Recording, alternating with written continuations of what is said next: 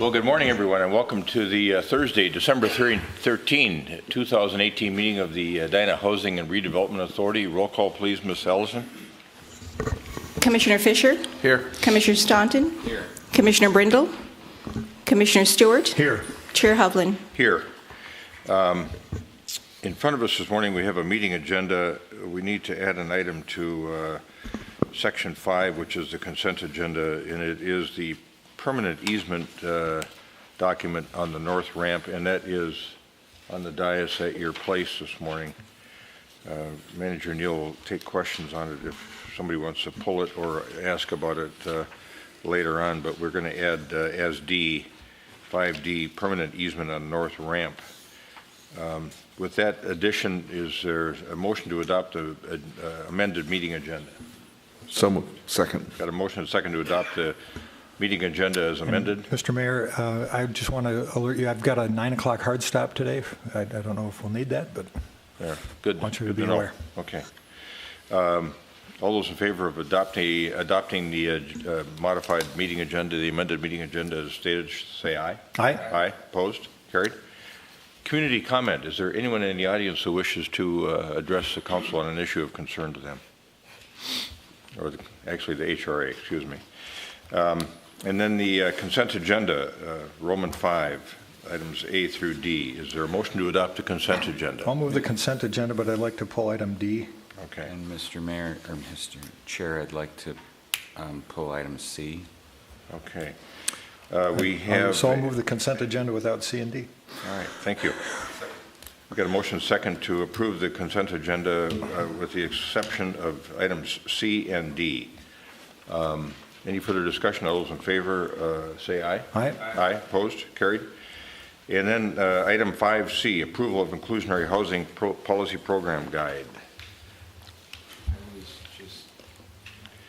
I'm just looking for some background on where this came from and how it fits in. And Good morning, Commissioners. I'm Stephanie Hawkins, the Affordable Housing Development Manager. We have contracted with Affordable Housing Connections to do our compliance checking. We have this inclusionary housing policy that whereas some developers have opted to include affordable housing units in their development. And we need some mechanism for them and for us to make sure that they're doing that. To give them some guidance, if a tenant is income qualified when they move in, what if they get a raise? What if their job situation changes? How do they handle these residents? Do they have to move out?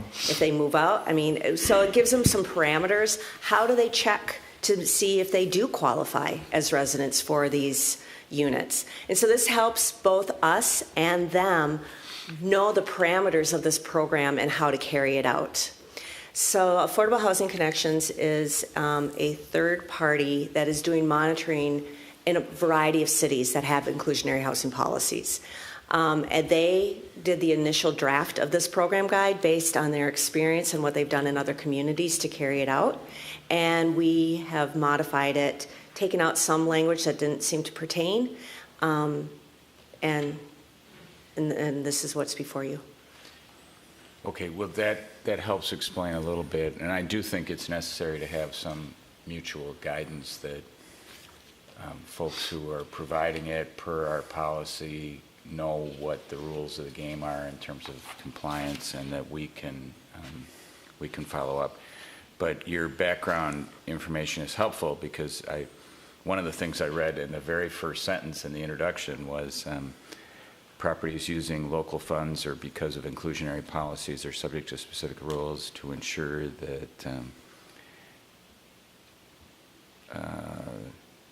the pledges made by owners and developers remain available to low and very low income tenants throughout the period of affordability, which really doesn't fit ours. We have some of that, but ours, I would think ours is the whole range, not just the low and very low income. Chair, Commissioners, HUD definitions per their home guidelines use the term low and very low. Low income is households at 80% area median income or below. and very low is 50% area median or below. I may need to be corrected on the latter part. It may be 30% area median income or below. So those are terms. So those are terms of art that you use, not a descriptive term, so to speak. Correct. Okay. Well, thank you. Commissioner Stewart. Yeah, I have been worried that Pull in that first sentence, too. applying our affordable housing This is a policy, good start. that the policy or the how people qualify for some of these affordable units would be applied differently from one developer to another developer, or one manager of a property to another manager of a property. And I think this helps address that. So I think that's a good thing. And it sounds like this third party can help us police the application of the policy. Is that right? That is correct. They like to use the term that we are certain that everyone's going to comply. They're just confirming their compliance. Right. And I was concerned that, like with some other issues, that we would be waiting for a citizen report that is to say,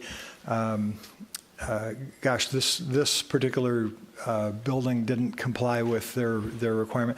And I don't think that's a great way for this kind of a policy to be enforced. So I'm pleased that there's something greater than that. So thank you. Commissioner, I would like to say that has come up. We are addressing it where a citizen has looked at a project and asked for one of their affordable units, and the property manager on staff was a little dumbstruck because the word did not get down to them through the ownership that this was a requirement.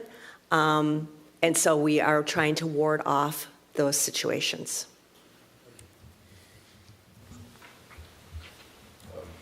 Other questions, comments? Commissioner Fisher? So first of all, and we probably all experienced this literally reading that first paragraph, and it was like, wow, that doesn't feel like what we've been doing. So it was really helpful that you define using some of the HUD definitions of what the words actually mean. I think, as I read through this, for the most part, I agree it's really a great idea. I think the caution is, some portion of our, call it affordable housing developments, are going to be, they're getting affordable housing tax credits. They're doing things that are going to be financial benefit or, for the investors. And a lot of this addresses that, and they actually have their own requirements and rules to live by, which, if I read this right, you're saying we're not going to duplicate those. We're going to say if you meet those, you've met and which is great. My concern, and it's not so much a concern as just sort of we need to be aware that the other portion of the affordable housing that's being created, we're just asking developers, we're telling them, if you're going to develop a project in this city, we need to have units that are affordable. And most of those are market rate developers. They're not experienced at this. And so finding the right balance of not throwing, huge documents in front of them and a plethora of rules and things that just makes running, a market rate development, just makes it more difficult than it needs to be. Feels like we're finding about the right place here, but I'm just curious, have you run this by any of the developers that are going to be living with this and got, did you get any opinions as we're sort of setting this up, or is there some experience that would suggest in other places, so these other places that similar documents have been used, what's the feedback? Chair, Commissioners, yes, in fact, we have one of the developers in the audience right now who has reviewed it, and in fact, we did some tweaks based on some language that they caught, and then we ran it by Jay Lindgren and Alex to make sure that all of those type of issues were discovered in the document. So 3 developers have reviewed it. The other aspect of this that is not in the program guide is Affordable Housing Connections will meet with each owner and property management company to go through it and to discuss and to be a resource and to help them and guide them with the understanding that market rate developers and property managers don't have to go through a lot of these rules and regulations. Affordable housing is the most monitored type of housing out there. Compliance and checks and inspections all the time that market rate owners and developers and property managers don't have to deal with.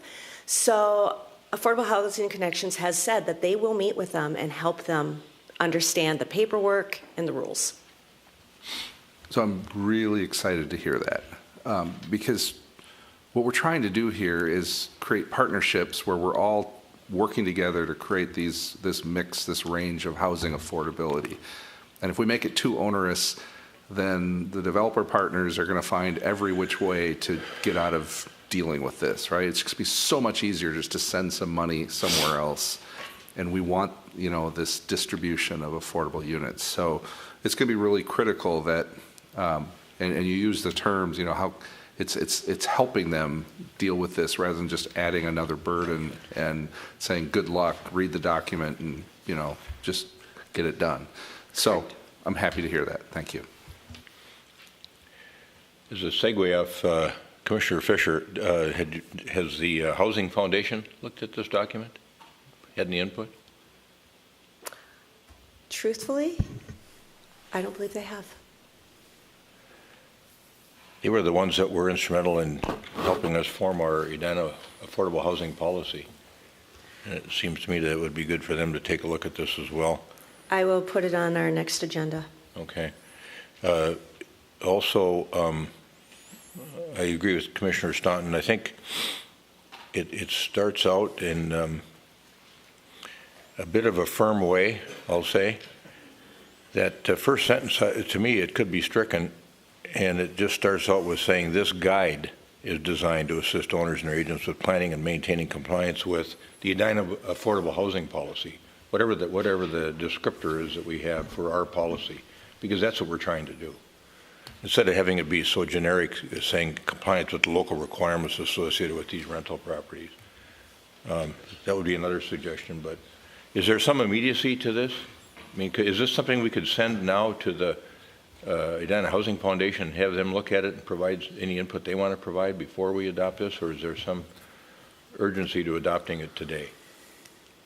Chair, Commissioners, we have entered into a contract with Affordable Housing Connections. They would like to get started. We have development agreements where we have put the draft of this as an attachment. Regarding 4500 France, it's part of their contract. We have shared it with the developers of 7200. We have shared it with others. So,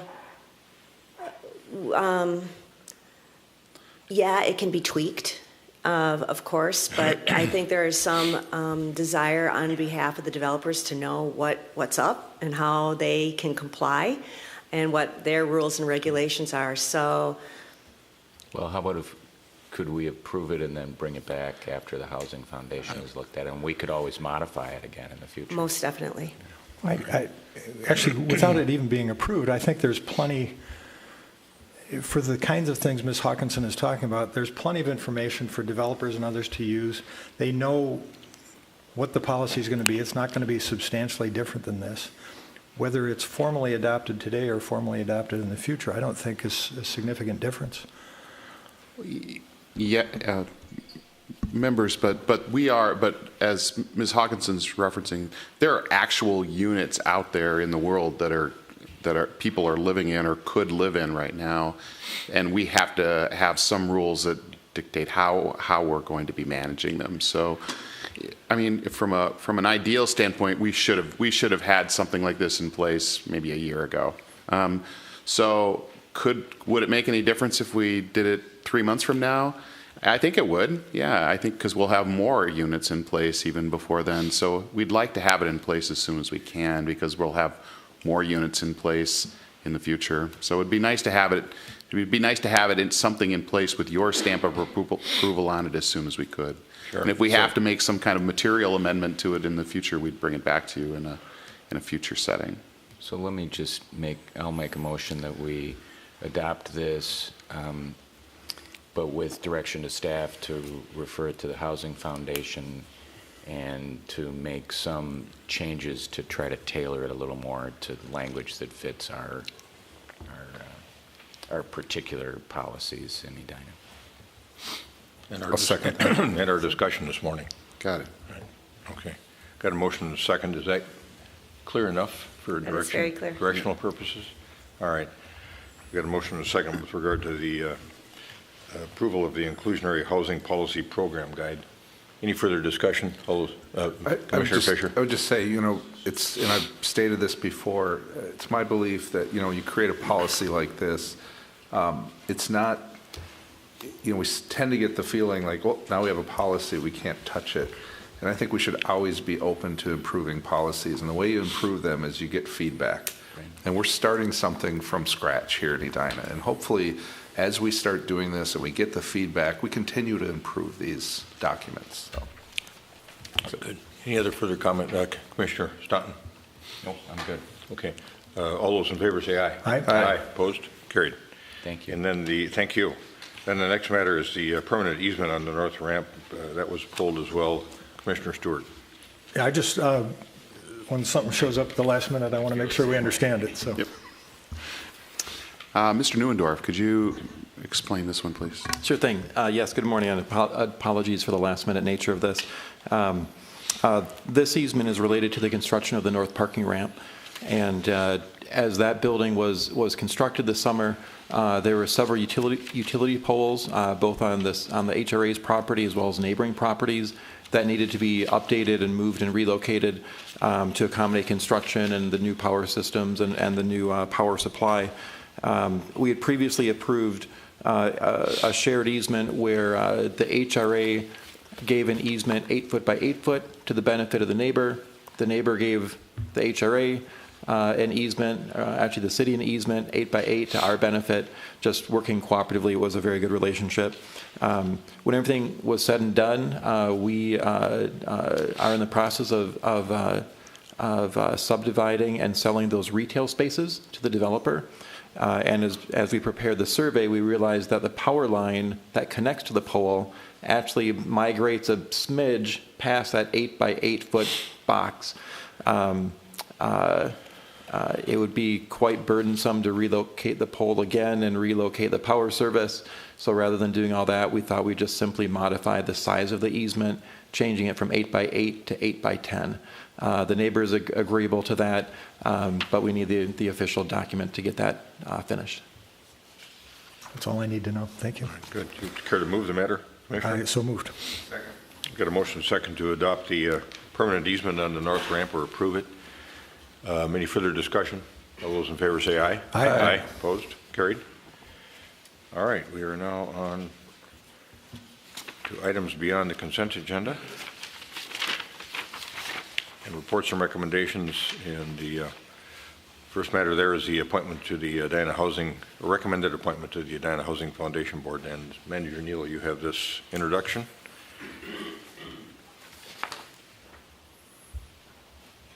Thank you. Yes, Your Honor. The Housing Foundation Board is a separately established nonprofit board for the city. The appointment to the board is a 5-member board. Three of those positions are appointed by the City Council. 2 of those positions are appointed by the HRA board. There is a vacancy currently existing on that board, and that position is appointed by the HRA. This vacancy is appointed by the HRA board. The HRA board, 2 members of the HRA participated in a recruitment selection process that was coordinated by city staff.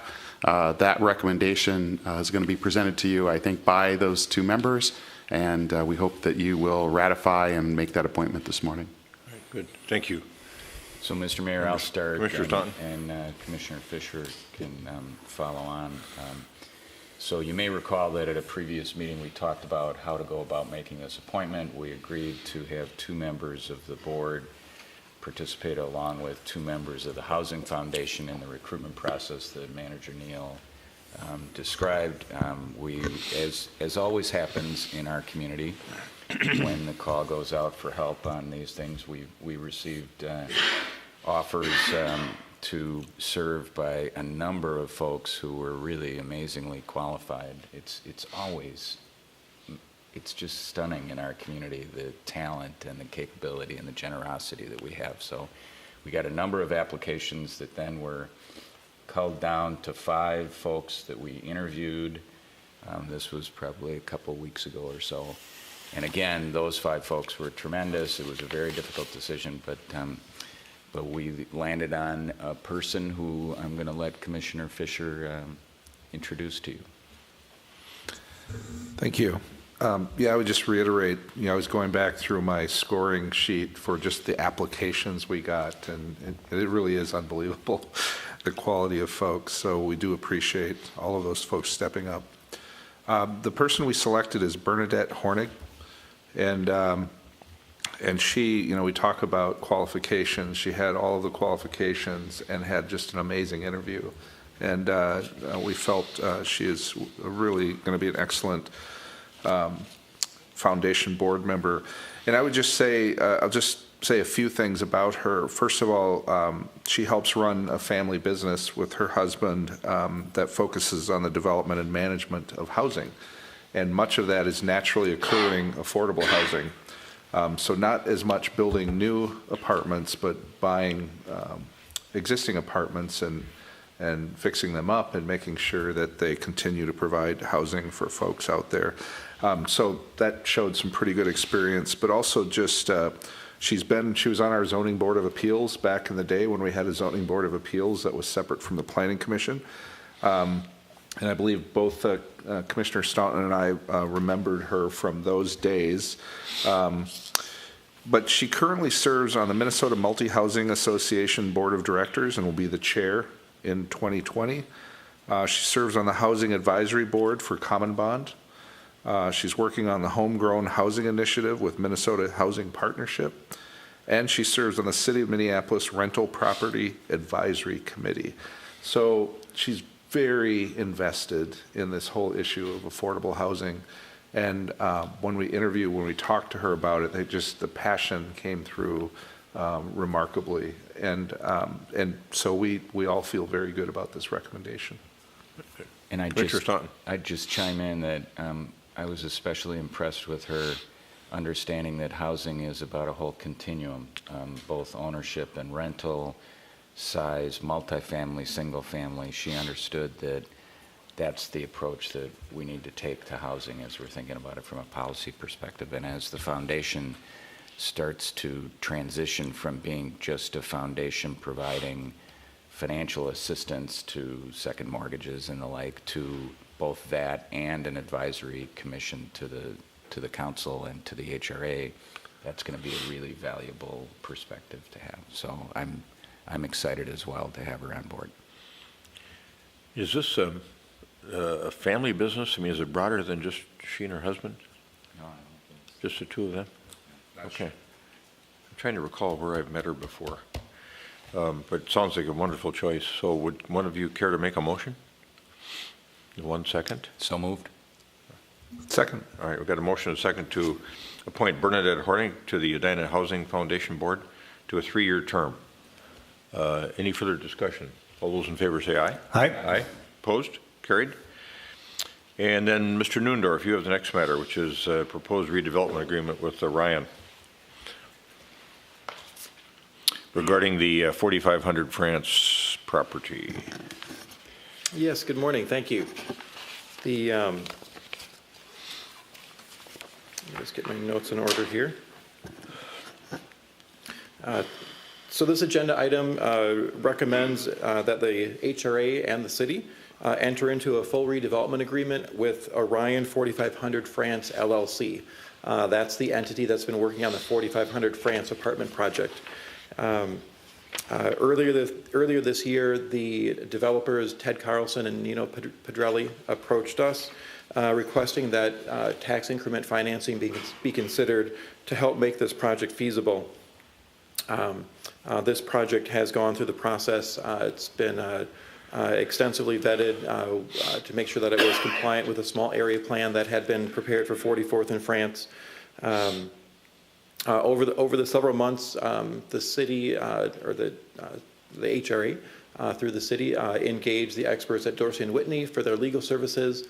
and Ehlers Associates for their financial expertise to help us fully evaluate the request that the developers made. As you may recall, the initial request was met with a lukewarm reception by myself. The budget, the preliminary budget needed some work, and we made several recommendations to the developer back in April and May of this year. And over the months, the developer has definitely risen to the challenge. They've scrubbed their budget extensively, worked through the process, worked through the neighbors, secured preliminary zoning approvals for the site, and back in October, we reached agreeable terms that we presented to this body and to the city in the term sheet. Based on the authorization given to us by the HRA and the city back in October, we had Dorsey and Whitney prepare a full tax increment financing redevelopment agreement for the project, and that's what's in your packet today. It transformed the 6-page term sheet, which was nice bullet point business structure, to about 160 pages of legal contracts. We strongly believe that the full contract in front of you this morning abides by the terms that were negotiated and prepared and agreed upon back in October. This morning we have our full contingent here this morning. Both Mr. Carlson and Mr. Pedrelli are in the audience, happy to answer any questions. Mr. Anhut, Mr. Sulky, and Mr. Lindgren are with us, who help us write and prepare the contract.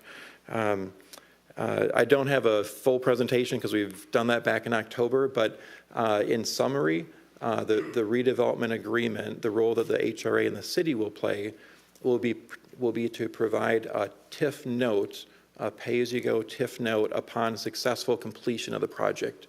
And that would provide a pledge to reimburse the developer for about $2.29 million, or about 8% of their project costs. The pledge is, the monies for that come from the incremental taxes that the project will yield. And the pledge is 100% contingent upon the successful completion of the project. So there's zero risk to the city to move forward with this agreement. We size the amount, the $2.29 million, based on the financial gap that we were able to find evidence of in their budget and in their pro forma. So the project, as you may recall, working through the zoning discussions, includes a public plaza. It includes about 40 parking stalls that the developer is agreeable to make as public parking. So whether you're shopping at the new businesses on the site, or at the Convention Grill across the street, or at the running store across the street, you'd be able to park in their parking lot. So it's the first step in creating a district or shared parking approach at 44th and France. The developer will also include 3 units of affordable housing. And while the tax increment monies don't go to support those units, we did use the city's involvement to make sure that we can have some future flexibility on the affordable units. And what that means is that the developer has agreed that when we get close to the term of those affordable units, the 15 years that's required by the zoning, the developer has agreed to do 3 potential things. Number 1, sit down and have a good faith conversation about what it would take to extend those units and their affordability for an additional 5, 10, 15 years.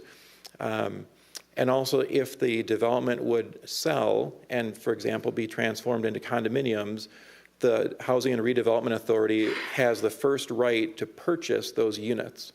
And if it would happen to be converted to condos, again, who knows if that'll ever happen, but we just wanted to make sure that we considered all possibilities.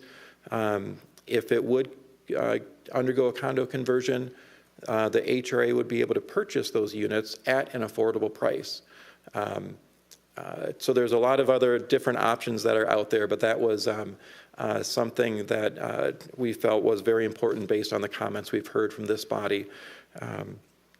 So the redevelopment agreement in front of you this morning does highlight those conditions. It contains several attachments that are the easements. Those easements will be executed upon completion of the project. So the actual authorization we're seeking today is to enter into this agreement to get the ball rolling.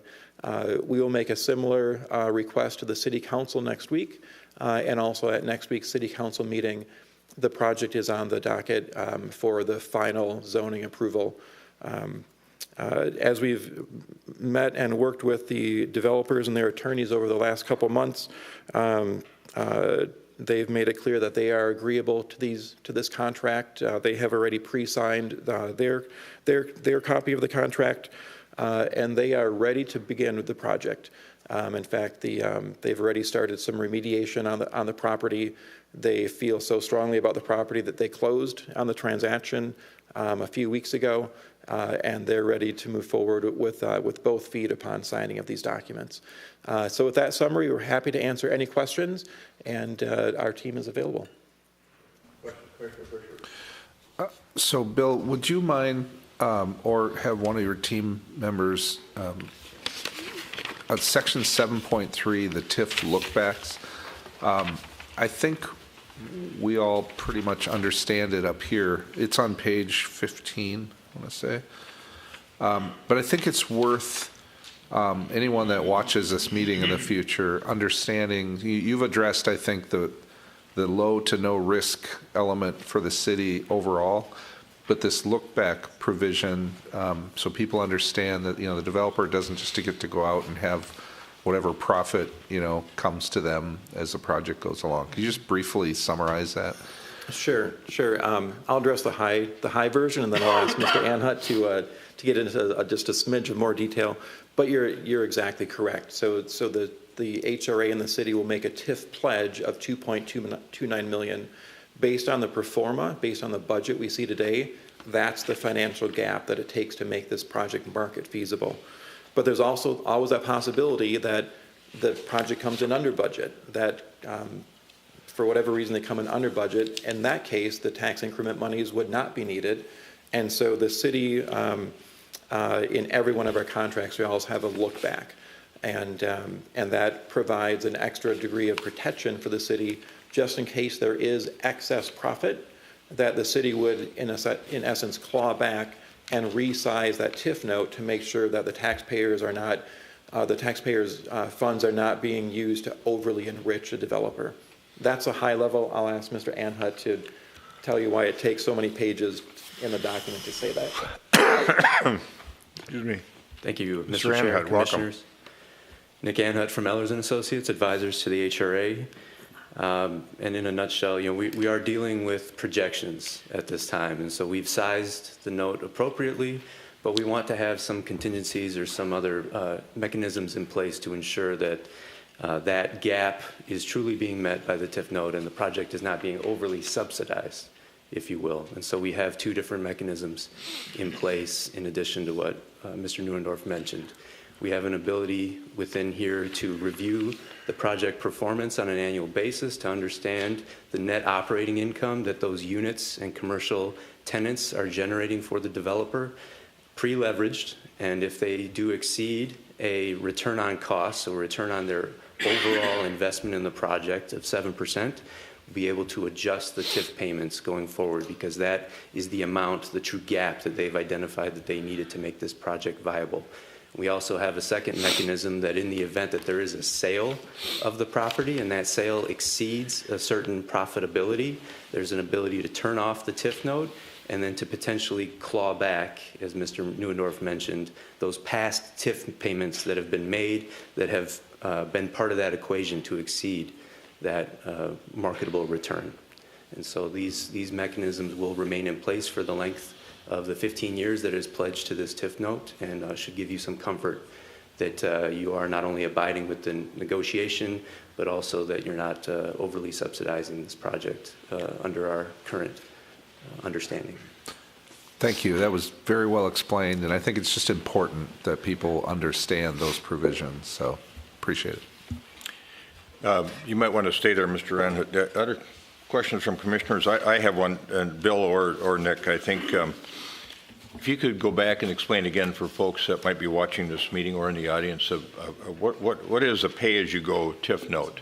I mean, we talk about it in general terms and use it frequently. That's the method we usually use. And so what does that mean, pay-as-you-go? So under the terms of this agreement, you're making a pledge that as tax increment is generated from this property, so future cash flows, that you'll utilize those cash flows to repay an obligation or a TIF note that has been issued to the developer. So you're making a promise that as those revenues come in, that you'll utilize them to pay down that balance. But it's not a fixed schedule of payments, and it does not incur any additional obligation of any other resources of the HRA. So truly, as those revenues are generated, you're paying as you go to make payments to recoup that upfront cost the developer has paid, and you're reimbursing. Okay. Let me jump in on that as well. One of the reasons that the city really prefers that pay-go method, in fact, that's in the city's current TIF policy, is because it shifts that burden, it shifts that risk from the city. Like if the city would make if we'd go out and issue bonds for $2.29 million, that risk is borne with the city. In this case, the developer is going to the bank to mortgage the property to get the construction loan. So that the pay-go note maintains the risk with the developer and keeps the risk off of the city. Okay, thank you. And then, Mr. Lindgren, would you come up to the podium, please? I had a resident raise the issue with me, and this is the issue of the use of the word subsidization. And they said, well, we're just using TIF. TIF's just a subsidy to a developer to do stuff in our town, and we're paying for it. And I don't view it that way, but I think you could provide a much more articulate explanation as to whether this is or is not a developer subsidization when we use TIF.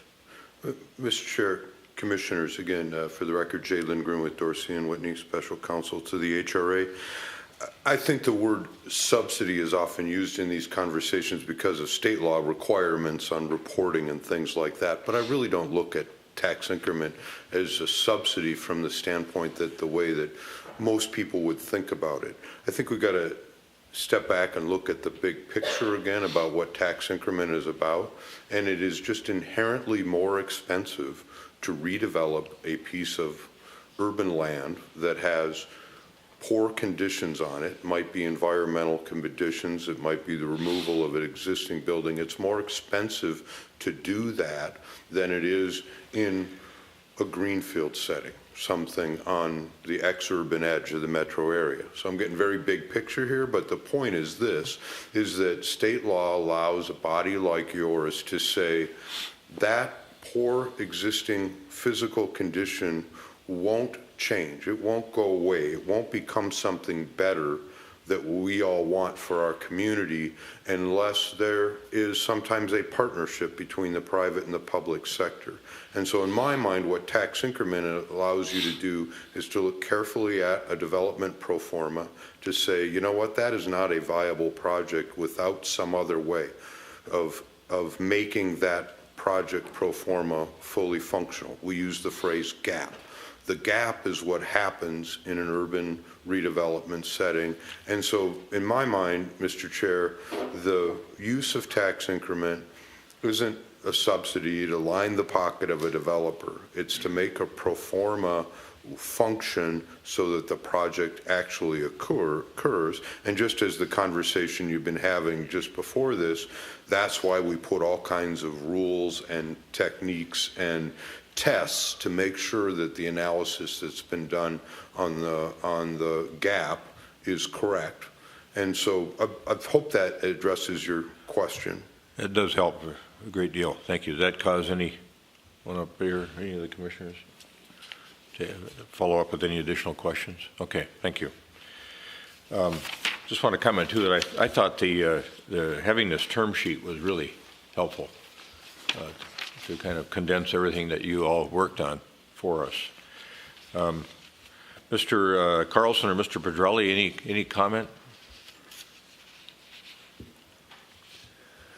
Good morning, Chair and Commissioners. Ted Carlson. I live at 5516 Knoll Drive. And we're excited to be here today as this is a culmination of a long effort. And as a developer, this has been a very, very enhanced negotiation for the past couple of months. So I say that, and that we're excited to proceed. As an Edina resident, I would tell you and the people that may watch this that Bill and staff are doing a very good job of protecting the city's interests. So with that, I'll take questions. Otherwise, thank you. All right. Any questions for Mr. Carlson at this point in time? Thank you. Okay.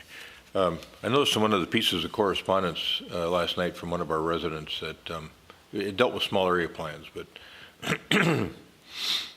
the assertion was that this project doesn't comply with the 44th and France small area plan, and my recollection is it complies in every way with the 44th and France small area plan. That's my understanding as well. In fact, we went to the planning, the project has gone through the process of sketch plan, planning commission, waited a year for the small area plan to get worked out, went through the city council, went through the planning commission again. So I believe it complies with that small area plan. It does not deliver on every single goal of that small area plan. There's much more ambitious goals, but this is one project on one corner. It doesn't take the whole, it doesn't encompass the entire district. And Director, excuse me, Director Teague, I want to thank you sitting in the audience for answering my question last night at about 11 o'clock. So I guess you must have just been wrapping up the Planning Commission meeting. I saw part of it, but not all of it. Thank you. Okay. Any other questions on this matter? We have a motion to approve the redevelopment agreement. Any other questions on the redevelopment agreement with Orion? Okay, do we need a motion to approve the redevelopment agreement with Orion 4500 France LLC and authorize staff to implement the terms of the agreement? It's a voice vote, simple majority. So moved. Second. Got a motion second to approve the redevelopment agreement with Orion 4500 France LLC and authorize staff to implement the terms of the agreement. Any further discussion? All those in favor say aye. Aye. Opposed? Carried. Thank you, everybody, for working so hard on this. It's going to be a quick point of procedure. The clock that we normally use to track the time on these meetings stopped working since we started this meeting. 8:15. Just so everybody keeps track that it is not 7:45. Thank you. Member Stewart.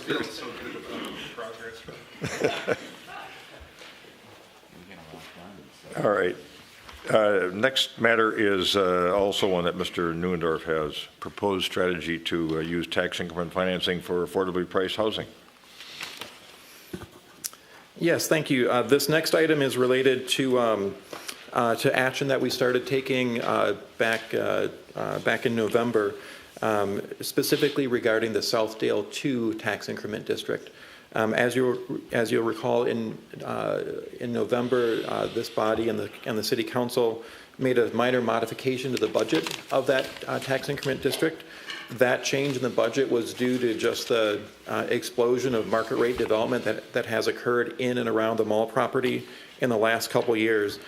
And one of the resources that we hope to use to help finance and fund affordably priced housing is some of that incremental tax monies.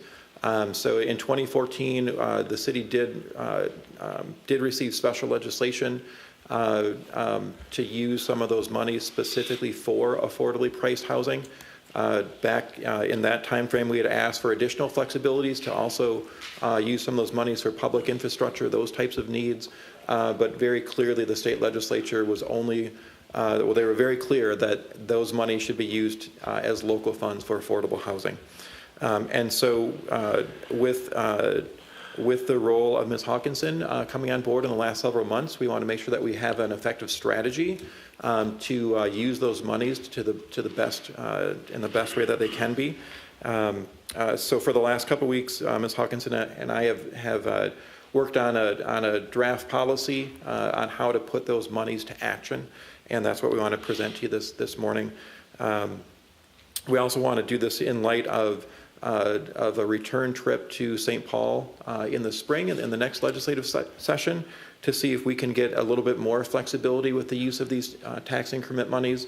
Right now, the the legislation that exists says that the city needs to invest all these monies or come up with a financing arrangement by the end of 2019. That's a lot of projects in one short year, and so we're going to see if we can get a little bit more time and get a little bit more flexibility with the money. But again, the flexibility would not stray past the affordable housing field. That's been a clearly defined goal here. So last month, Ehlers had indicated that the incremental taxes from this Southdale 2 district could be in the range of $15 million. So that's a lot of monies that could really be used to make some good progress on affordably priced housing throughout the city. So it's certainly the staff's recommendation that this legislation be pursued in 2019. It's not an easy ask. We're planning on working with Mesley and Kramer to help advance that conversation. We'll report back in the session about how that's going. But based on the best way to get the most outcome for those dollars, we feel is to focus on multifamily with these TIF monies. This slide goes back to a presentation we did well over a year ago as we looked at a lot of different options on how to make progress on the affordability dilemma. Tax increment, we think we should focus on multifamily, and that could come up in a number of different ways, condos, townhomes, apartments. We believe and we recommend that the money should be looked at being invested in both new construction and existing construction. There's a lot of existing properties, NOAA, naturally occurring affordable housing. There's a lot of properties like that. We've seen a handful in Edina so far being purchased by the private sector, and then where the rent spikes. That's something with these monies we might be able to get ahead of that rather than always trying to play catch up. And there's a number of different strategies to consider. At this point, we're not recommending any one specific strategy on how to best partner with the private sector to make sure that there is a greater degree of affordability. But I think as the projects come to light, we'd want to make sure that we have a specific intention with each property. Over the last year or so that we've been talking about this, we've heard a lot of different concerns expressed. They've come up in a variety of different forums and over a number of different meetings.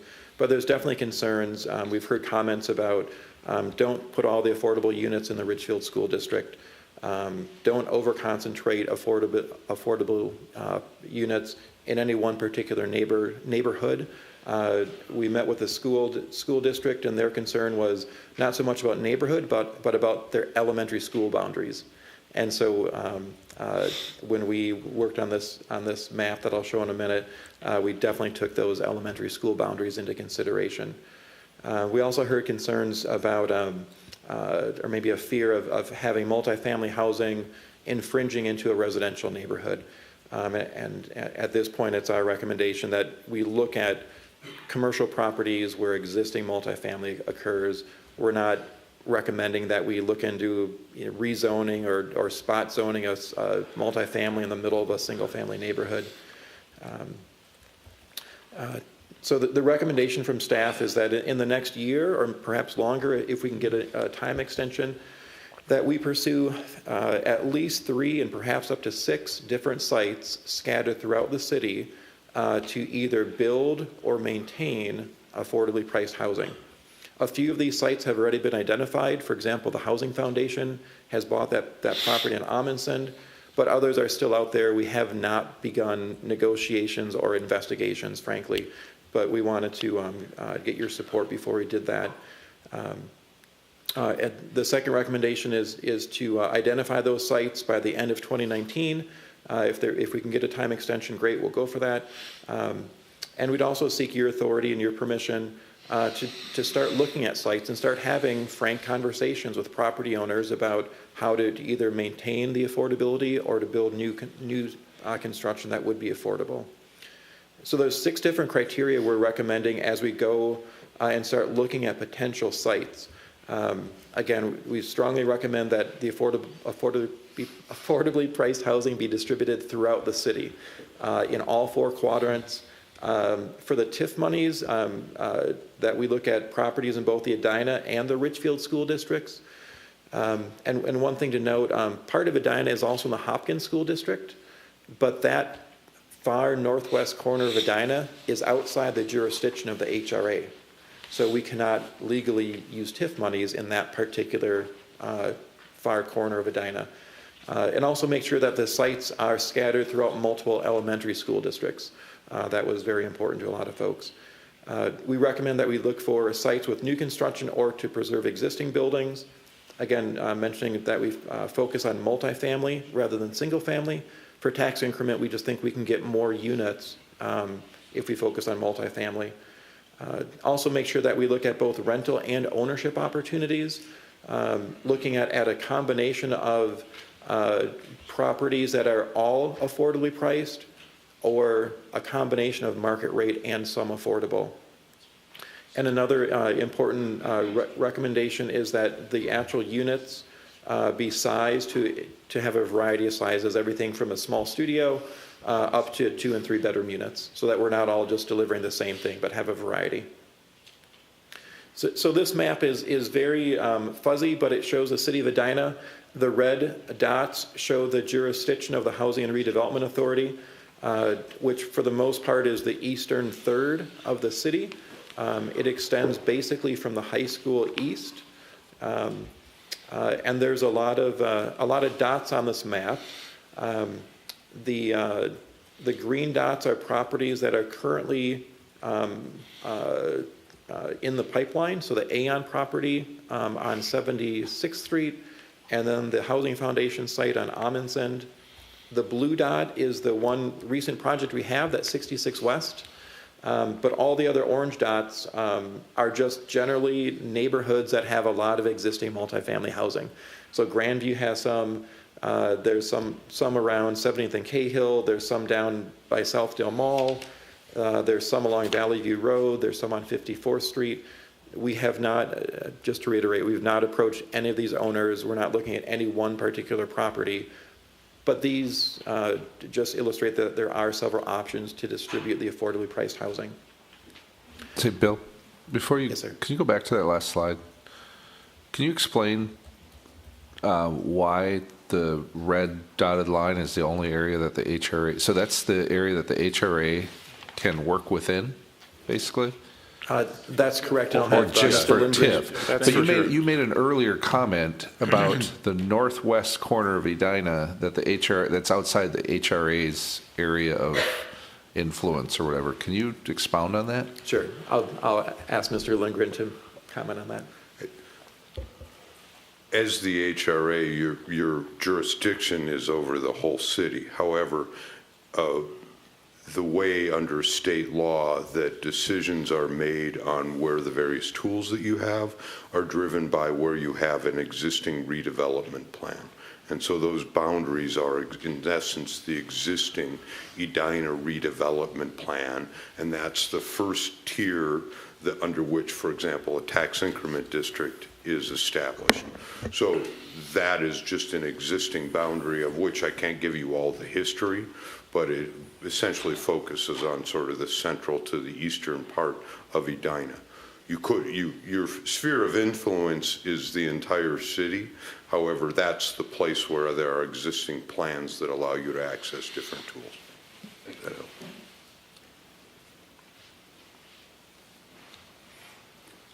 So some of these next slides, again, just drill down to each quadrant. So this is the greater Southdale quadrant, the southeast. The blue dot shows the Beacon site, the Aon site in green. And then there's other sites that are always possible. So the Hennepin County Library continues to have conversations about redeveloping their property on York. As we did our initial visioning back in 2016, having some affordably priced units on that property came up in every single meeting that we had. Along Xerxes, just off of the highway, there's by the colony, there's a number of multifamily units there. That might be an area that we look at to see if we perhaps acquire an existing building. There's also a number of existing properties along 76th and Park Lawn Again, not looking at any one particular property, but those are areas that we might want to look. That's kind of the low-hanging fruit. Jumping to the west side of Highway 100 by 70th and Cahill, that whole 70th and Cahill area, there's some small-scale multifamily housing along 70th today. That might be something we want to look at. There's also a pending proposal for 2 office buildings owned by Hempel and Lake West, just north of Edina Industrial. I think that went to the Planning Commission last night. That might be a long shot, but again, I just wanted to illustrate that there's options to consider, and it takes time and expertise to look at those. In the northwest quadrant of the city, right now, to stay within the existing boundaries where we can use tax increment monies today, it's really focusing on that Grandview neighborhood. One of the sites is certainly the old public works site that the city and the HRA own. But then there's also, as we know, a number of multifamily apartments throughout that district that might be worth having a conversation about. And then finally, in the Northeast District, this gets a little bit more difficult since it's predominantly single family. But there are some existing properties at 54th and France, along Valley View Road. There are some existing properties. And then on France Avenue, just north of the crosstown, there's a number of duplexes and a couple smaller apartment buildings. That might be something to look at to see if there can be some kind of townhome or some type of other way to reimagine and reinvent that. So as we look at different properties and understand what our options are, we want to do that in the light of seeking the special legislation. So as we meet with our legislators next year, we're recommending that we ask for 2 things: to increase the pooling of the monies from Southdale 2. So right now, with the existing legislation, we believe we can access about $7 million in support of affordably priced housing. But based on current projections, the actual amount could be in the range of 15. So we're going to see if we can use as much of those monies as possible. And then we also suggest that we seek an extension to that deadline. 2019 will be here before we know it. And so we're asking to extend that a little bit. And then the third step in the strategy is after we identify sites where there's willing property owners or property sellers to actually negotiate terms and actually put projects together. We would have to create a new housing TIF district in order to use these monies. That was one of the conditions when we got that special legislation passed. And when it comes to any particular property, I also want to remind folks that the city's standard development process or development review process still applies. So a lot of this strategy is really finding the sites, finding the potential projects to work on. But then the hard work really begins. Working with the architects, working with the neighbors, working with the owners, working with the contractors to try to make the numbers work. But the first step is actually finding those sites and trying to enable the use of TIF monies to make them feasible. So that's the recommendation this morning, to approve the strategy to begin this conversation. And both Ms. Hawkinson and myself are here for any questions if you should have any. Questions from commissioners? Commissioner Staunton? So I want to bring the lens out a little further. I understand there's some urgency to this in terms of the 2019 deadline. But the questions in my mind, and maybe there's answers to them, maybe there aren't, but I want to at least get them out there. One is where we're at in terms of a broader housing strategy, our comprehensive plan chapter, I've been asking about that, but don't have a good sense of where we are on that. The other thing is just having a handle on where we have existing affordable housing and what magnitude of affordable housing we have. I'm just wondering, as we make some of these decisions, there's a broader context that we ought to be aware of, and I'm certainly not aware of it. Maybe somebody is, but I'd like to just have a little discussion about how this fits into a broader strategic context. Excellent question, and that has been raised before, so you're spot on. So I just want to, I guess, articulate that this proposal is really limited in scope. So it's focused on the TIF monies. That's my focus. But I'm going to call on Mr. Teague or Ms. Hawkinson, right? And I to get tell that. you what they have in mind for the rest of it. My intuition is to start with the big picture and narrow to the smaller pictures, and it seems like we're doing the smaller pictures and not knowing what the big picture goal is. So that's the question I'm asking: is where are we on that process? Dr. Teague, welcome. Thank you, Chair, Commissioners. So the housing chapter is still in draft form. It will come forward to the City Council as part of the whole of the comprehensive plan. Still being vetted. There's several different commissions looking at it. The Housing Foundation, the Human Rights and Relations Commission. So it's still draft form. We're anticipating probably January, February timeline, depending on how all the small area plans come together. So I would anticipate that the council would get that February, March in that time frame.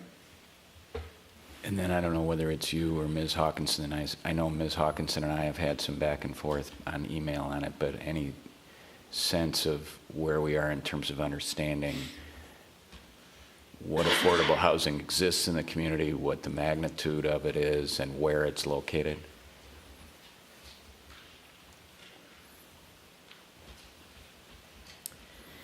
Good morning. We have a sense of the multifamily affordable. Single family affordable is a harder nut to crack, other than the table that I presented you via email, and I'm sorry I don't have those statistics memorized. It wasn't supposed to be a pop quiz. It's harder to get a handle on those in part because we don't have a licensing program or anything, so that those type of records have to come from other third-party research firms.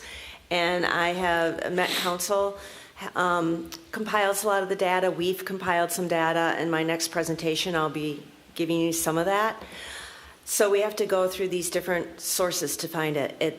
The data is often collected on multifamily, but on single family, gathering personal income data, it's a triangulation. You have to look at census and American Fact Finder and try to get it through those type of mechanisms. So I don't have a grasp on smaller unit affordability. Yeah, and so then there's kind of two approaches to it, right? There's what are the income limits of folks who are living in the community, but then there's also what's the rent level on the units that are getting rented, and would they qualify as affordable? Correct. And again, I have data on properties with 4 units or more. Okay. But I don't have data on properties with fewer than 4 units. CoStar is one of those third parties that do a lot of this research, and that's what our assessing department uses, and that's what Met Council uses. But again, it's 4 units or more. So that for smaller than that, there's not a data stream right now. And I get that there might be limitations, so I guess what I'd be encouraging us to do is, at least with the data we can get a hold of, let's try to make that accessible. And one of the notions is, I know we've done this with our tax capacity. We've done kind of a Joe Minicozy type heat map where you can see geographically and you can see the geographic distribution of properties as well as the magnitude. And I think we could do a similar thing with affordability. You could see kind of, the bigger spikes would be the more affordable, the lower spikes would be the less affordable, or however you wanted to do it. But it would be a nice snapshot way to see in different areas as we're doing things like this strategy is talking about having distribution throughout the city in different neighborhoods and different elementary school boundaries. How can we make that distribution without understanding what exists already in those areas? Chair, Commissioners, I have addresses, and I will put in a request to our GIS to map it out. That'd be great. Thank you. Commissioner Stewart. Thank you. Mr. Neuendorf, I want to step back. This whole item here is really more about we're going to have some surplus TIF monies, and it's what to do with them, right? So my question is, we all support affordable housing, but what other alternatives might we have for use of those funds? Is it possible, for example, to use half those funds to redevelop Fred Richards, or is it possible to use them for some other important purpose that we've been deferring, and maybe even, especially if we're under a time crunch, we could do some of those things very quickly. So wondering if we've given some thought to the alternatives and why we've selected this one instead of some of the others. Sure.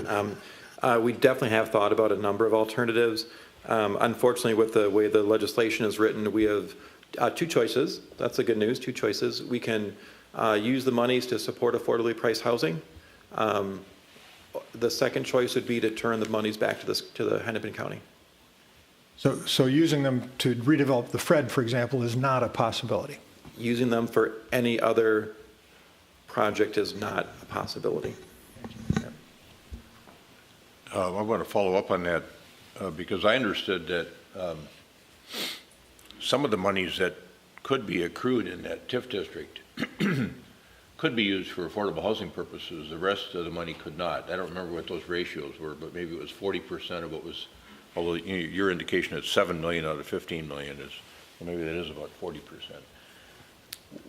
I think the broader question that Commissioner Stewart's getting at, and what I'm concerned about too, is if the clock's going to run only until the end of 2019 and we have less than a 50-50 chance of getting something done at the legislature, what's our backup plan with respect to both housing and with respect to how we could use other monies in there that are available for traditional TIF purposes? Mm-hmm. So the backup plan is what I just presented. So right now, the way the legislation is written, we have until December of 2019 to identify affordable housing sites and declare our intention to get involved with some of these TIF monies. Whether we invest $1 of TIF monies or 15 million, that's up to us. But we have until December of 2019 to define where those projects are and what they are. So the backup plan right now is if we don't meet that deadline, any excess monies that are not committed, that we don't have a defined purpose for, would be turned back to Hennepin County in 2021. So that's part of the reason why we're seeking authority to go back and see if we can modify that legislation to get a little bit more time and to have a clearer understanding of exactly how deep is that pool of money. And I might call Mr. Anhut to remind us of the specific dollar amount, but there is a limit in the legislation. It's some percentage that Nick will remind us about. Mr. Chair, Commissioners, you're absolutely correct on that. That 7 of the 15 million is essentially what you have the authority for today. We anticipate there will be $15 million worth of revenue. However, you only have the authority under the existing legislation to spend 7 of it. And so part of the request that Mr. Neuendorf is mentioning is the ability to free up that additional capacity and to carry this forward into future years. Yeah, I think I understood that, but my question is, and I think Commissioner Stewart's was as well, if we anticipate the aggregation of $15 million worth of incremental property taxes in that district by the end of 2019, and we are only able to allocate 7 of it to affordable housing, what about the other 8, hypothetically? Does that just get automatically turned back, or is it TIF money that we can use for some other purpose in the district? If the modification does not take place at the legislature, your options would be to essentially service whatever you've put in place, the authority up to 7 million. Anything above that should be used to pay off the remaining obligation on the Southdale loan and then shut down the district and turn back those funds. Okay. What's the level of the obligation on the Southdale loan?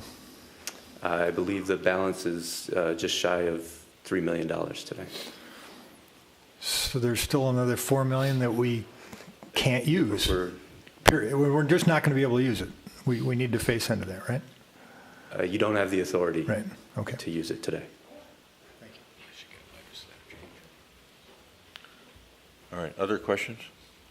Okay.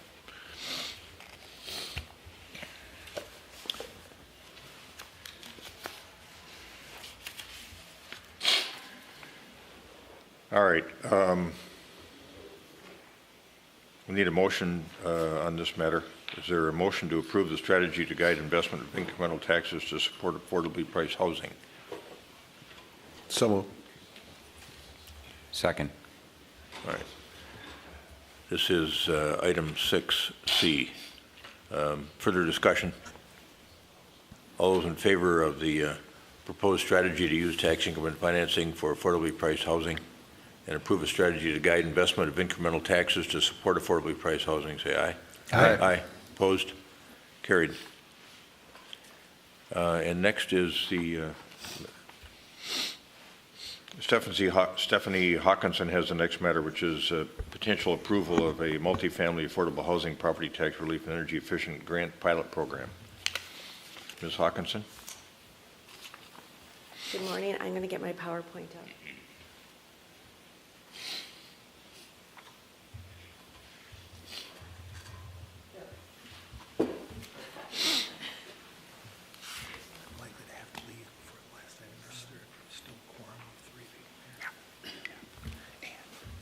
This item you're talking about, and we might be striking it. Excuse me for the technical. You feel like you're getting better at it? I'm getting better at it. And I have to say, I promised Commissioner Stewart that I would try to pack the agenda before on his last meeting, so I'm trying to make do on my promise. So today, I want to present to you an idea to help with the preservation of existing affordable housing.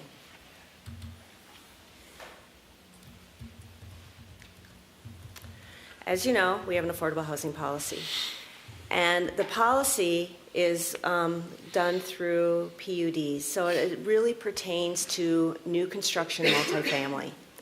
But we all know, and was raised by Commissioner Staunton, that the affordable housing world is much larger than new construction multifamily.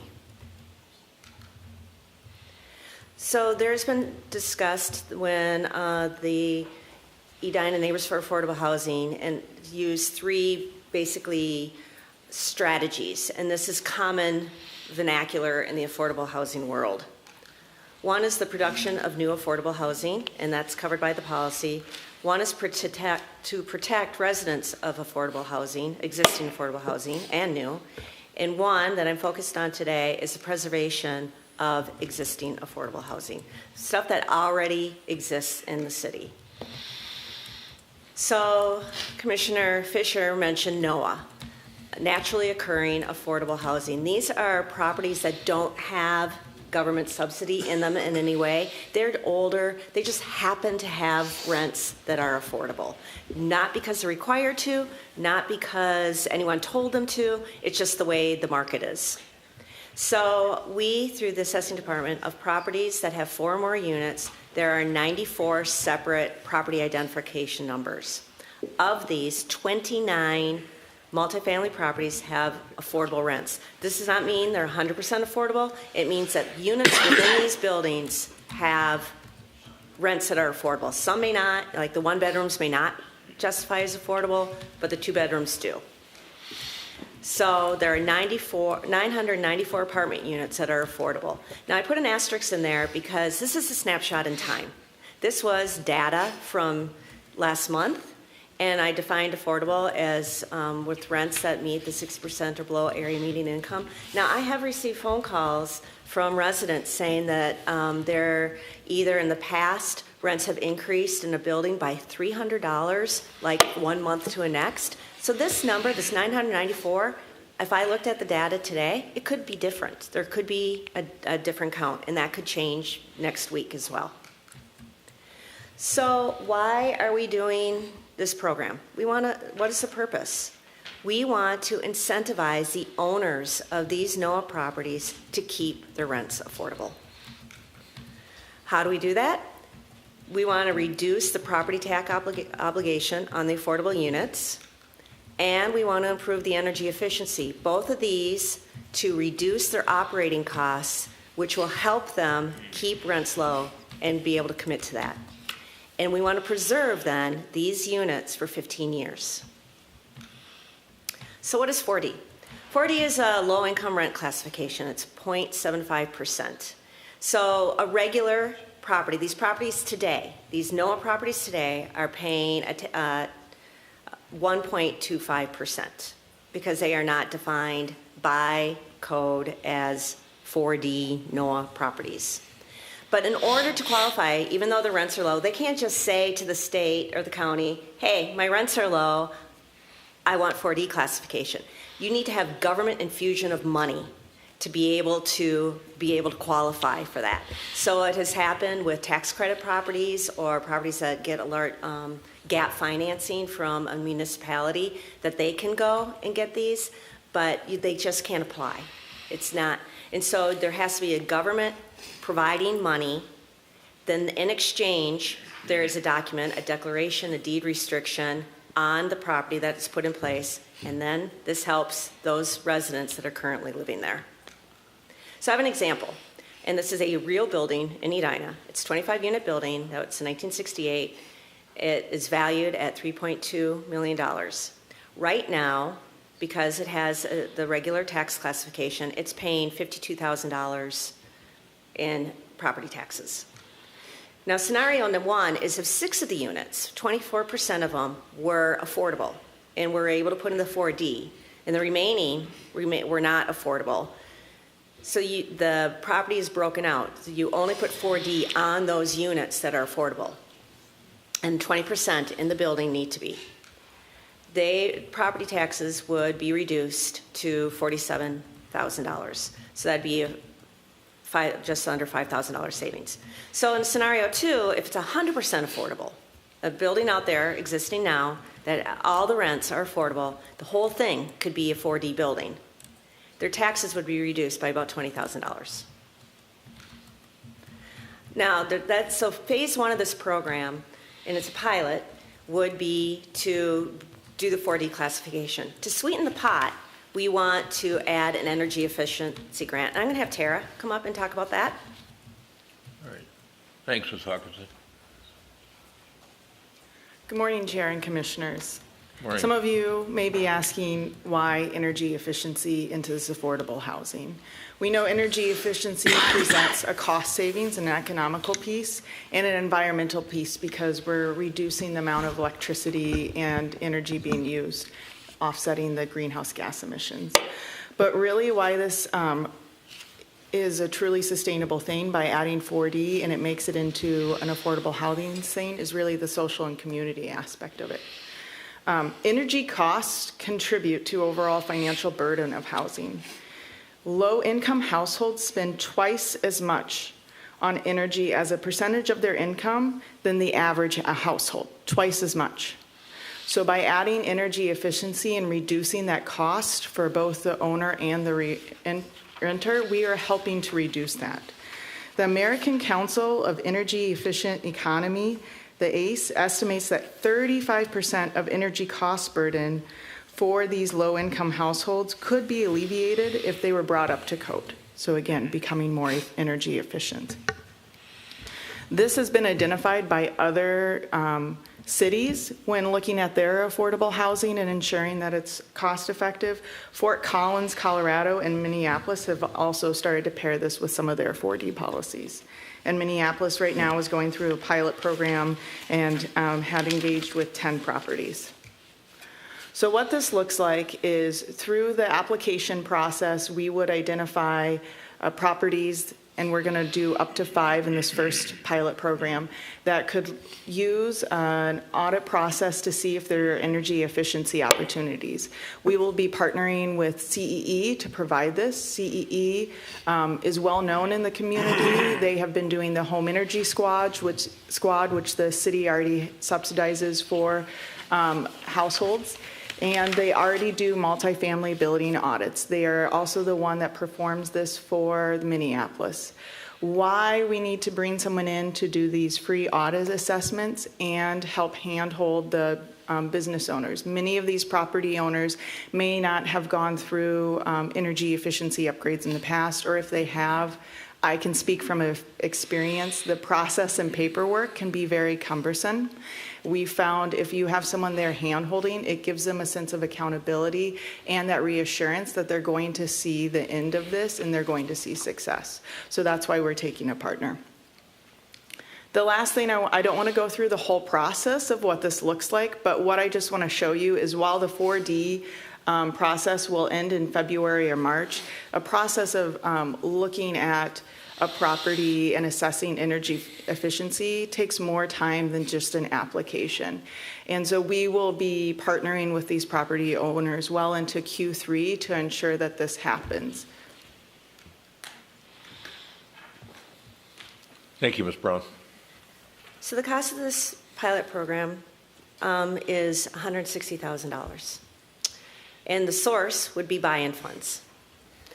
And so we're estimating, and these are estimates, if we give $100 per unit of 4D, so a property may have 50 units of housing, but if only 25 would qualify as affordable, they would only get a grant for those 25 for the 4D aspect of this program. So it's two layers.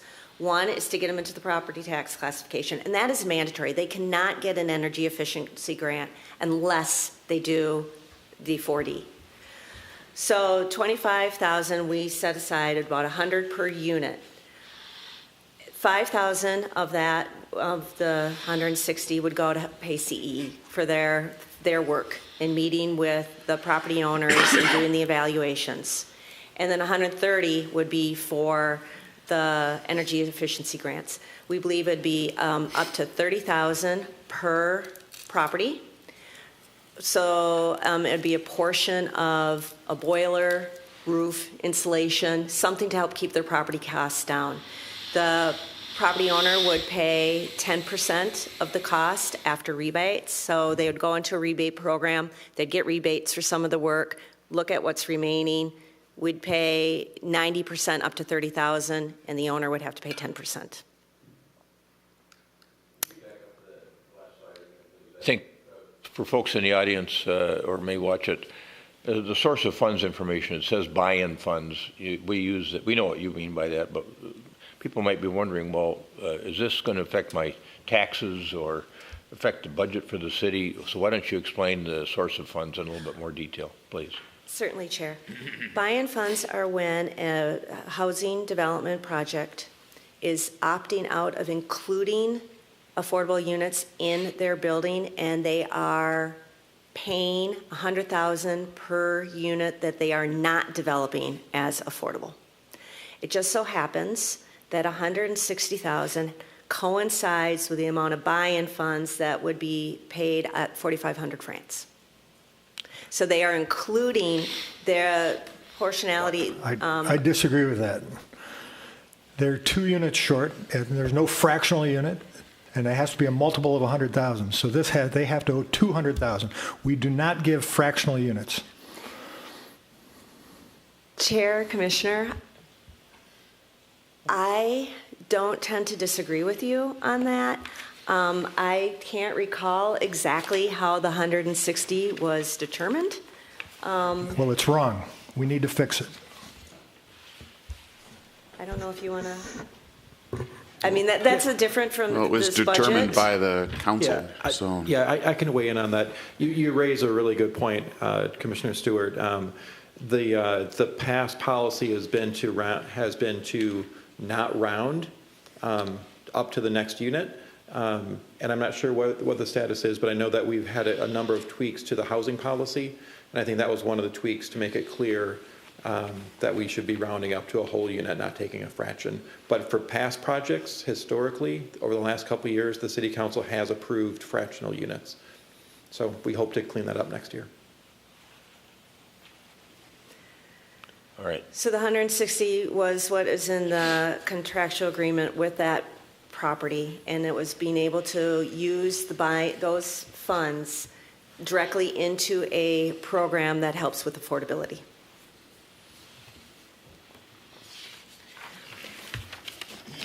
We are aiming for 5 buildings. I cannot tell you exactly how many buildings there are. If there are buildings that have just 25 units, if there are buildings that have 12 units, we wouldn't need the full $5,000 per unit for the 4D program, and we could do more buildings. And with regards to the financial implication on the city's tax levy remains the same. The city's tax levy is what the levy is. So these 5 properties could have a reduced property tax obligation. Then the remaining properties throughout the city of Edina would make up for that difference. So the levy remains the same. Now, this is my point. 2 minutes. Okay, I will stop for questions then. Okay, thank you. Questions from commissioners? Comments? I don't really have any specific questions. I just think I'm really happy to see creative approaches coming to us. I think this is another way to use some of those buy-in funds to see if we can't generate more or make sure we're retaining this affordable housing in our community. So I'm excited to see how this pilot program works out. Commissioner? Just a question about once somebody's in this pilot program, is there a corresponding commitment to retain the rents that keep them affordable, the units that are affordable? Is that the quid pro quo here? That is the quid pro quo. There would be a declaration placed on the property, so even if they were to sell the property, the declaration would remain. Great. So basically, we're accomplishing some environmental things that we'd like to see happen. We're reducing their costs in exchange for them agreeing to preserve this naturally occurring affordable housing. Correct. Brilliant. Yeah. All right, I think it's just a terrific piece of work internally between you and Tara Brown, coupling these things together. It's very, as member Commissioner Fisher said, very, very creative. So is there a motion to approve the multifamily affordable housing property tax relief and energy efficiency grant pilot program? So second. Got a motion and a second to approve the multifamily affordable housing property tax relief and energy efficiency grant pilot program. Any further discussion? All those in favor say aye. Aye. Aye. Opposed? Carried. All right, we have one Mr. informational Chair, item. I'm sorry, I have to leave now.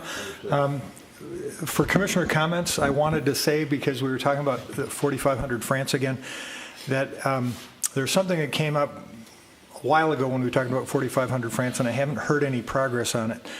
And I think it's not the responsibility of the developer, and it's this issue of that pork chop at 45th, or at Sunnyside and France Avenue.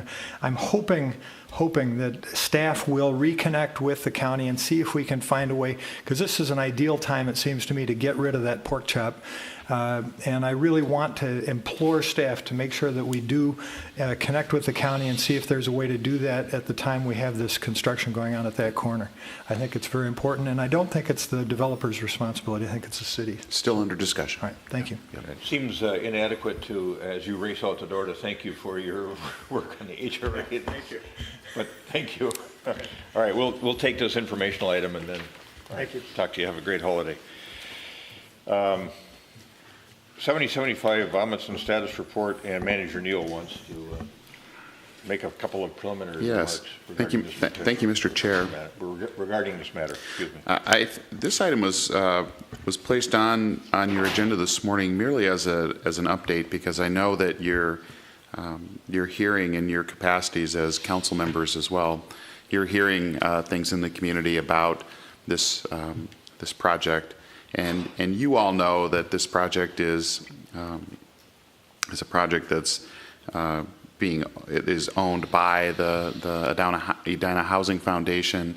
We have a partnership with the Edina Housing Foundation, and our employment of of Ms. Hawkinson is a great example of our partnership with the Housing Foundation. But I thought we thought it might be nice just to give you an update on the timeline and the status of it, understanding that it's an independent project that's making its way, that will make its way through our regular development process, just like any other independent development project. But in terms of informing you so that you can share with your constituents where this project is in our process, we thought it might be a good idea to do that in this setting. All right, thank you.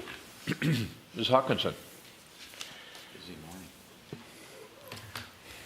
Good morning. This summer, the Edina Housing Foundation put out a request for qualifications for 3 developers who submitted lengthy proposals regarding the development of the site at 7075 Amundsen. We've had 2 interview cycles with the developers, the last one occurring on November 27th. Then the foundation made a selection to offer exclusive development rights to one of the developers. They have selected MWF Properties, who there is an Edina connection. Peter Worthington, who is the initial designer of the building. He's not the architect. They will have an architect firm, but he is helping with some of the layout and the scope, is a resident. MWF has been wildly successful the last few years in getting tax credits from the state. So what they are proposing, in order to be a very competitive tax credit project and competitive with other outside funding sources, is 100% affordable development that has 72 units and 4 stories. The units range between 1 and 3 bedrooms, so they plan on having family units. 75% of the units will be 2 and 3 bedrooms. This is in part due to the scoring for the tax credits by Minnesota Housing. This is considered workforce housing.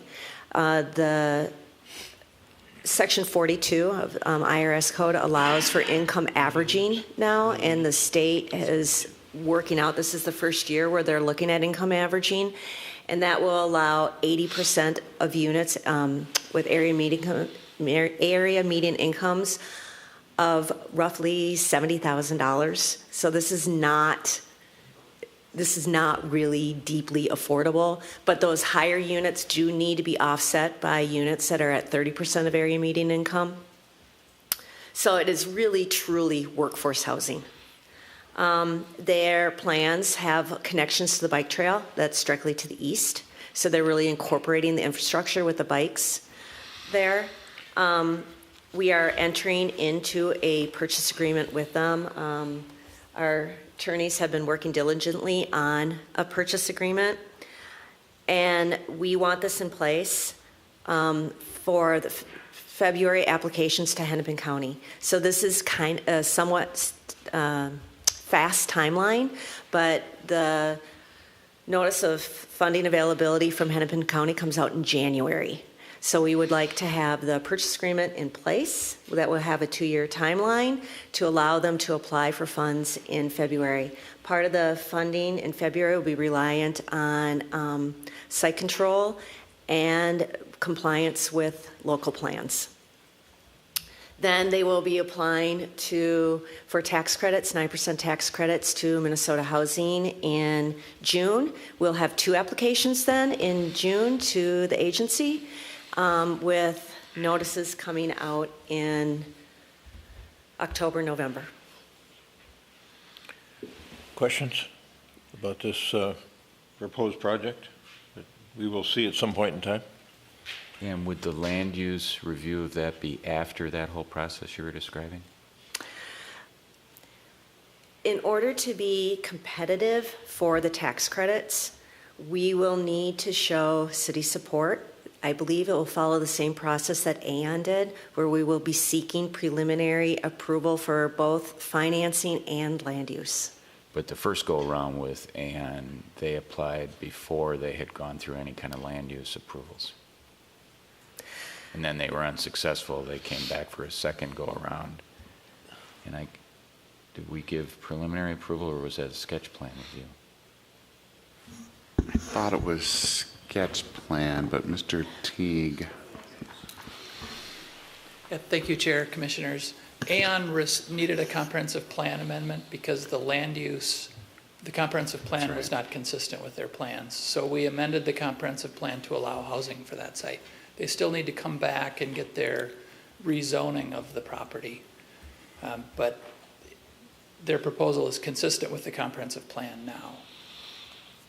So I guess what I'm just trying to understand from a timeline perspective where the land use is likely to fit into this process that you're describing. Ideally, when the small area plan is approved, the project will be compliant with the small area plan. And then that would be enough to satisfy the applications. They would not need full site plan approval at application time. So if they are compliant with the plans. So they need to be compliant with the comprehensive plan. And a small area plan, correct. All right. Thank you. When you say compliant with the small area plan, do you mean the plan as submitted by the planning group, or what exactly do you mean? Because we haven't approved a small area plan. Correct. I understand that the small area plan will be going before the City Council on January 8th. So the plan that is approved on January 8th. Okay, whatever plan is approved in January, this project will have to be compliant with that plan. In order for them to be successful with rounding, if they are not compliant, if the proposed project is not compliant with the small area plan, it will provide, I anticipate, that it could provide some doubt in the mind of the Minnesota Housing when they are reviewing the applications and with Hennepin County. Okay, all right, good, that's helpful. Thank you both. Ms. Hawkinson, would you stick around a little bit? I want to ask you something. I'm switching on you, I apologize. No, I mean offline, when we're Okay, done. I don't want to hold people up here. This isn't anything that requires a Can I just add Commissioner one Fisher. comment? I just want to be very clear. So today is Thursday, December 13th. We started this conversation about 9 a.m. And that's when I just learned what the Housing Foundation is doing on this site on Amundsen.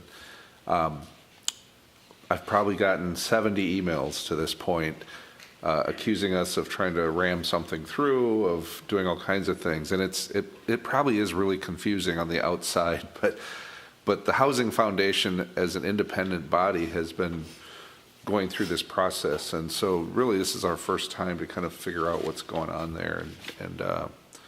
And it all, I know it looks from the outside that we all know everything and we're sitting behind the scenes trying to figure it all out, but it's not really the way it works. So just want to make that clear. Thank you for those comments. I concur that this is the first time I've heard any level of detail about what the Housing Foundation is doing. All right, anything else? Any commissioner comments? Executive director comments?